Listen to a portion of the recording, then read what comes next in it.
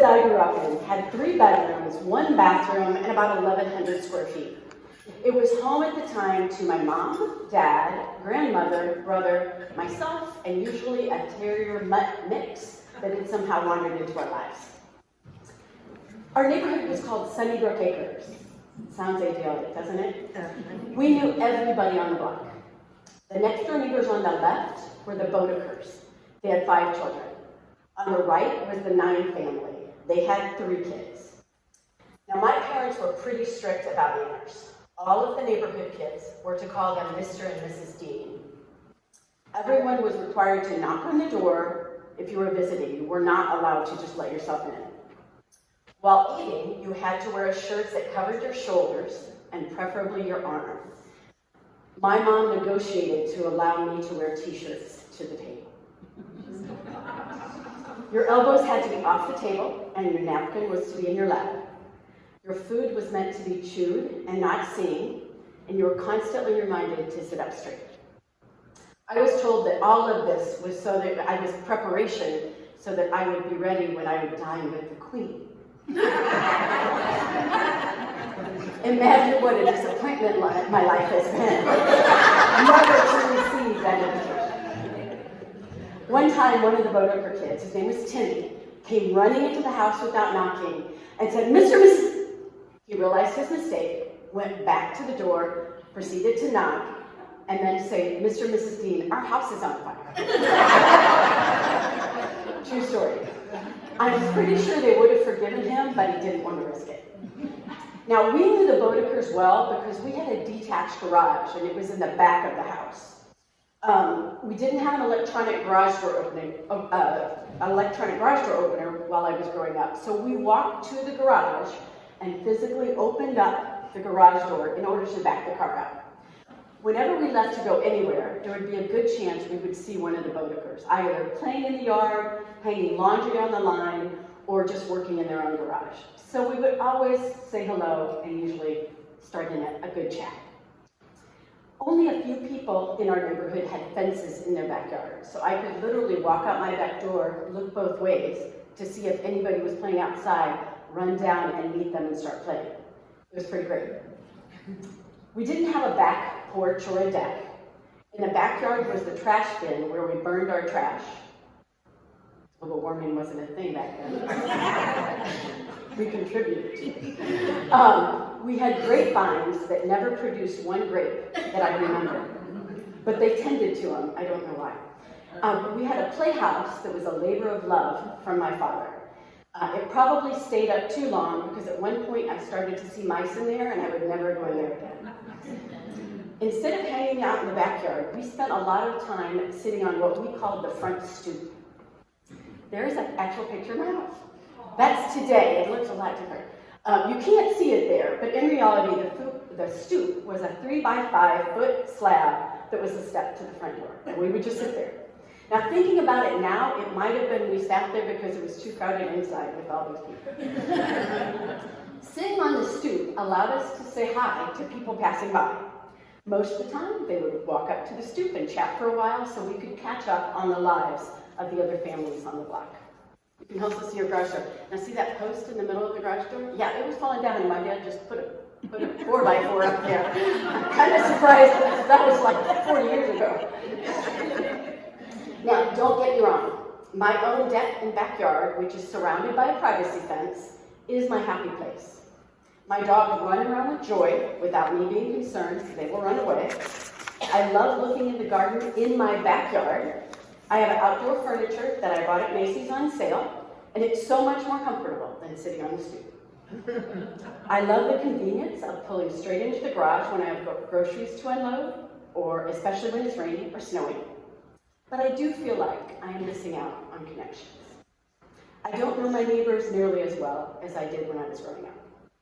Now most garages are attached to our houses, so we drive up to the house, press a button, the garage door opens, we close it behind us and walk straight into our house. Extremely convenient, but we miss out on opportunities to connect with others who live just 50 feet away. Now, funny thing about attached and detached garages. The detached garage allows us to attach to our neighbors, The attached garage, detached is us from our neighbors. That's a quote from our own Nancy Lafferty. I first had the concept of a message on garages, fences, and porches during the pandemic when we were desperate for connection. I don't think any of us being the entire world, knew how much we needed connection until we didn't have it anymore. For context, I would like to use Brené Brown's definition of connection. It is the energy that exists between people when they feel seen, heard, and valued, when they can give and receive without judgment, and when they derive strength and sustenance from the relationship. Sitting on the stoop, talking to neighbors, provided me with the foundation for that connection. When I started thinking about this message, I knew what I was thinking about wasn't novel or original. But little did I know that what I was thinking about was becoming a craze right here in Indianapolis. A friend of mine, whose porch I've sat on many times. Now I have to explain, like, he and his wife are with me. I'm not like stalking and like just sitting on his porch being weird. You never know. He shared with me that in 2014, the Harrison Center right here in Indianapolis began encouraging people to gather on their porches with friends and neighbors, to share food and drink and help cultivate a sense of community in our urban neighborhoods. According to their website, since then, the popularity of porching has soared. I guess I was an early adopter. Their website also includes a tutorial on how porching works. Now, honestly, I don't think y'all need this, but I'm going to share. Number 1, pick a day. Number 2, invite friends, family, and neighbors. Number 3, prepare food and drinks. Number 4, connect. It's so easy. Now, if you're interested in hosting your own porch party, follow us on Facebook. This week, we are going to share recipes and ask all of you to do the same. Beth is going to share Granny Lucy's potato salad. I am going to share my chickpea feta and avocado dip recipe. I hope you'll share too. Now, there are so many ways that people have been intentional in order to create the foundation for connection, and I've been inspired by them. For example, there is the Iowa Wave. At Iowa football games at the end of the first quarter, roughly 70,000 people turn and face the University of Iowa Stead Family Hospital. This directly overlooks the stadium, and they collectively wave to the children and their families who are at the top floor of the hospital. The tradition started in 2017. Iowa was taking on Wyoming in the season opener, and at the same time, the Children's Hospital had just opened. It was at that point that Krista Young, who was a young Hawkeye fan, posted in an Iowa Facebook group to suggest the idea. She suggested that, with the new hospital addition opening, that they should hold a Wave to the Kids minute during every game. It's the gesture bringing together thousands of football fans. It happens at every home game at the University of Iowa right after first quarter. Everyone in the stadium, more than 70,000 people, turns and waves to the kids at the Children's Hospital overlooking the stadium. Many of the kids are fighting for their lives. The idea for the wave came from a simple suggestion on Facebook. Can you imagine how neat it would be to have all those fans, players, and coaching staff looking up at you, sending a little extra inspiration? And so, a tradition was born. Now, at every game, please turn and face the Children's Hospital and give the kids a big wave. Every single person, the fans, the players, the opposing team, in this case the Ohio State Buckeyes, everyone turns to the top floor where all the children are assembled and wave. The kids and their families wave back, at least for the moment. Their troubles are eased by a wave of love. Well, Tom Ford said that the most important things in life are the connections you make with others. This video, a simple way, touches the hearts of everyone in the stadium and everyone in the hospital. It also touches the hearts of anyone who's seen that video or heard the story. And it all started as an idea from a young Hawkeye fan. Are you intentionally creating connections? Not networking to get a job or get a favor, but really creating connections which could be the foundation for even deeper connections. In 2019, 3 in 5 Americans described themselves as lonely, and this was before the pandemic collapsed our social lives. In the fall of 2020, Harvard sent out a survey and found that things were getting worse, especially among specific groups. Half of new mothers and 6 of 10 young adults ages 18 to 25 say they are miserably lonely. Our independence as a country is built on our cultural identity. We come from a legacy of entrepreneurs, lone cowboys, and figuring things out for ourselves. But researchers, mental health professionals, and public officials agree. Many Western countries are facing a social epidemic that's devastating our well-being. Simply put, loneliness is killing us.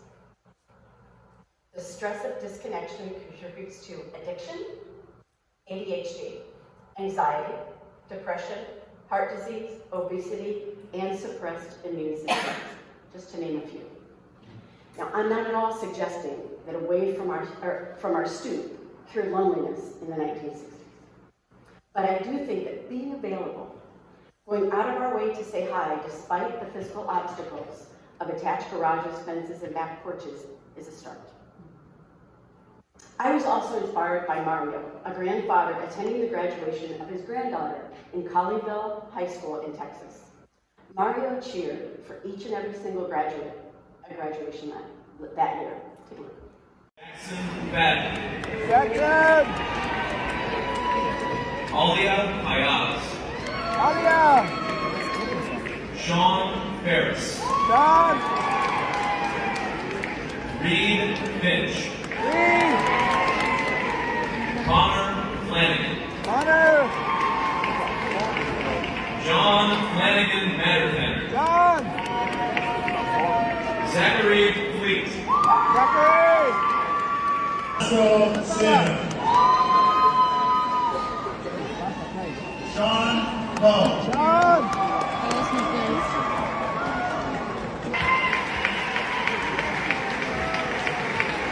Ladies and gentlemen, National Heritage High School class.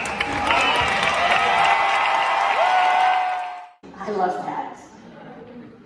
None of those graduates even heard him, but despite that, he wasn't playing on his phone or distracted in any way. He was listening and cheering for each and every graduate by name.